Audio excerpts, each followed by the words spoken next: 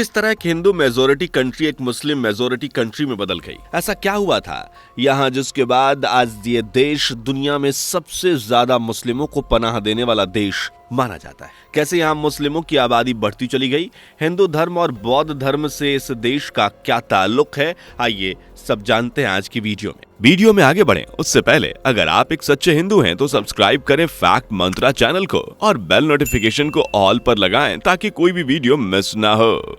अपनी प्राकृतिक सुंदरता, खूबसूरत हरियाली और अपने सुहाने मौसम से लोगों का दिल जीतने वाले इंडोनेशिया देश के बारे में आज कौन नहीं जानता। ये देश अपनी खूबसूरती के लिए दुनिया भर में बेहद पॉपुलर है। वैसे इंडोनेशिया के कल्चर का हिंदू धर्म से सीधा जुड़ाव देखने को मिलता है और इसकी एक वजह है ये कि एक समय पर इंडोनेशिया में हिंदू और बौद्ध धर्म को मानने वाले लोगों की संख्या सबसे ज्यादा थी। किसी टाइम पर इंडोनेशिया एक ऐसा देश हुआ करता था जहां के लोग हिंदू प्रथाओं और रीति रिवाजों को माना करते थे। इतना ही नहीं, यहाँ तो पति की चिता के साथ पत्नी को सती करने की प्रथा भी चली आ रही थी। इस तरह यहाँ के लोग अपनी आम जिंदगी जी रहे थे, लेकिन फिर अचानक से यहाँ एक ऐसी लहर आई कि इस देश में इस्लाम का परचम लहरा गया जो आज तक कायम है। आपको बता दें कि जब ईरान के मुस्लिम परसेंटेज ऑफ टोटल पॉपुलेशन 98.5% है, पाकिस्तान में 96.5%, वहीं सऊदी अरब में 96.2% और इराक में 98% है। वहीं अगर हम इंडोनेशिया की बात करें तो यहाँ मुस्लिम आबादी 86.1% है। पर जनाब, आप इंडोनेशिया की मुस्लिम पॉपुलेशन की परसेंटेज पर मत जाइए, क्योंकि न केवल आज से बल्कि कई सालों से मुस्लिम आबादी वाले देश में सबसे पहले नंबर पर इंडोनेशिया ही आता है। प्रेजेंट की रिपोर्ट के अकॉर्डिंग मुस्लिम की सबसे ज्यादा आबादी वाला देश इंडोनेशिया ही है। अब जैसा कि हमने आपको बताया था कि इंडोनेशिया किसी समय पर हिंदू और बौद्ध धर्म को फॉलो किया करता था, लेकिन अचानक ऐसा क्या हुआ कि इंडोनेशिया के हिंदू और बौद्ध धर्म के फॉलोअर्स ने इस्लाम धर्म में आकर पनाह ली। इसका जवाब जानने के लिए इसके इतिहास पर गौर करना जरूरी है। तो आइए इंडोनेशिया के इतिहास पर एक नजर डालते हैं, लेकिन उससे पहले अगर आपने हमारी वीडियो को अभी तक लाइक नहीं किया तो जल्दी से वीडियो को लाइक कर लीजिए, साथ ही चैनल को सब्सक्राइब करना ना भूलें। दोस्तों, अब आप सोच रहे होंगे कि कहीं ऐसा तो नहीं कि इंडोनेशिया की जीत कर यहाँ इस्लाम फैलाया गया था या फिर इसमें अरब देशों की कोई पॉलिटिकल स्ट्रेटजी रही होगी। तो आपको बता दें कि इंडोनेशिया का मामला इन सब बातों से हटकर है।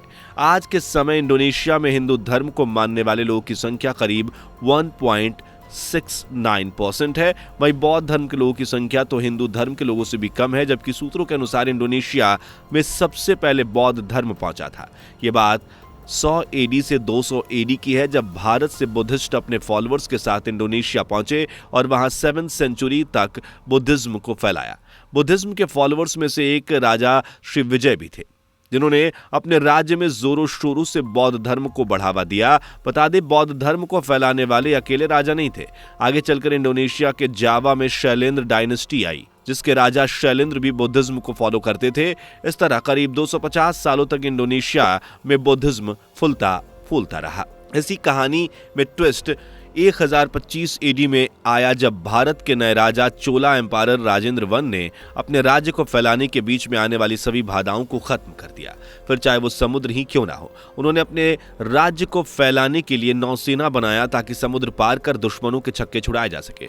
इसी सोच के साथ साथ पेलम बाग में कब्जा और श्रीविजया एम्पायर पर भी हमला किया और 14 पोर्ट्स पर अपना परचम लहरा दिया, जिसके बाद 13th और 14th सेंचुरी तक उन्होंने वहां राज किया। बता दें कि उन्हीं के शासन में सती प्रथा जैसी प्रथाएं चलती थी। लेकिन अब इंडोनेशिया में एक बड़ा बदलाव आने वाला था और यह बदलाव लाने वाले थे इस्लाम के वो लोग जिनका मकसद दुनिया भर में इस्लाम का परचम लहराना था। असल में 7th सेंचुरी के दौरान अरब देशों में इस्लाम फैल चुका था और 8th सेंचुरी तक इस्लाम के फॉलोअर्स दुनिया की अलग अलग जगहों पर इस्लाम को फैलाने के लिए निकल पड़े थे। भले ही अरब से इस्लाम की शुरुआत हुई, लेकिन इंडोनेशिया में इस्लाम पहुंचने वाला देश अरब नहीं बल्कि इंडिया ही था। जी हाँ, सही सुना आपने। असल में इस देश में इस्लाम फैलाने के पीछे भारत का एक गुजरात राज्य है, जो बरसों से अपने व्यापार के लिए जाना जाता है। जहां अरब से मुस्लिम ट्रेडर्स आए थे, वहीं मुस्लिम ट्रेडर्स गुजरात से इंडोनेशिया के कालीमांता, जावा और सुमात्रा आइलैंड पहुंचे। खैर, यहाँ मुस्लिम ट्रेडिंग तो कर ही रहे थे, लेकिन इसके साथ साथ ये वो इस्लाम भी तेजी से बढ़ा रहे थे। अब यहाँ सोचने वाली बात यह है कि ट्रेडर्स तो भाई अपने बिजनेस पर ध्यान देंगे तो वह इंडोनेशिया में इस्लाम कैसे फैला सकते हैं। तो इस बात को ध्यान में रखते हुए दूसरे फेज को देखें तो भारत और पाकिस्तान के इस्लामिक फॉलोअर्स ट्रेड्स के रास्ते इंडोनेशिया पहुंचे, जिसका सबूत मिस्टिक बैरलवी सेक्ट को माना जाता है, जो एक इस्लामिक ट्रेडिशन है और ये आज भी इंडिया और पाकिस्तान में देखने को मिलता है।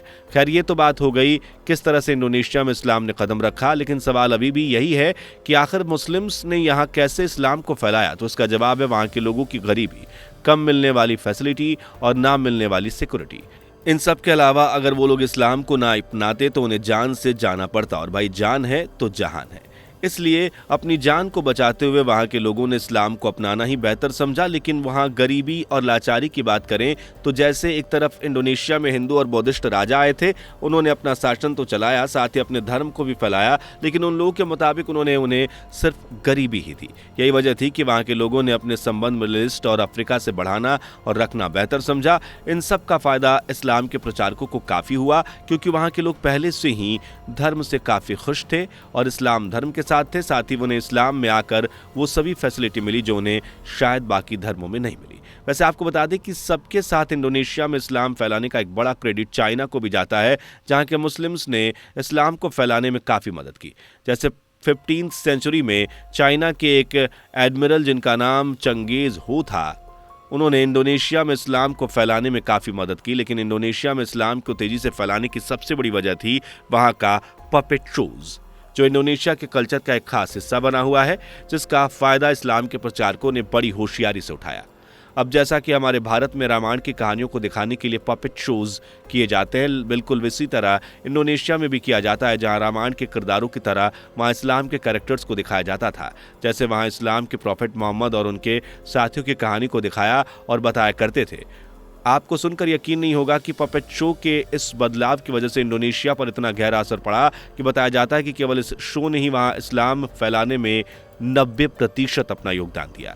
पर दोस्तों, दुनिया में कुछ लोग ऐसे भी होते हैं जो अपने धर्म को किसी भी कीमत पर छोड़ना नहीं चाहते, चाहे बात फिर किसी भी सुविधा की हो या फिर जान जाने की ही क्यों ना हो।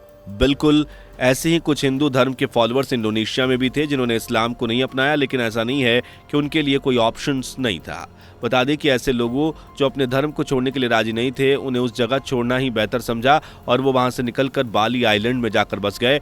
आज भी बाली आइलैंड में जो लोग हैं जो हिंदू धर्म को ही फॉलो करते हैं। आपने देखा किस तरह से हिंदू धर्म को मानने वाले लोगों से भरा हुआ देश इंडोनेशिया इस्लाम धर्म को मानने वाले लोगों से भर गया। खैर, इसके आगे की कहानी में इंडोनेशिया के अंदर डच का शासन आया, जिन्होंने कुछ सालों तक इंडोनेशिया की ज़मीन पर शासन किया, पर यहाँ पे हमला बंद नहीं हुआ, क्योंकि उसके कुछ सालों बाद इंडोनेशिया में जापानीज़ पावर ने अपना कब्जा कर लिया और यहाँ आकर शासन किया। लेकिन उसके बाद वर्ल्ड वॉर 2 की शुरुआत हुई, तो उस दौरान जापानीज़ पावर को अलाइड नेशंस के सामने हार माननी पड़ी। उसके बाद से यहाँ के लोगों ने मौके पर चौका मारा और सुकार्नो और डॉक्टर मोहम्मद हट्टा और इंडोनेशिया को एक इंडिपेंडेंट कंट्री का दर्जा दिलवा दिया।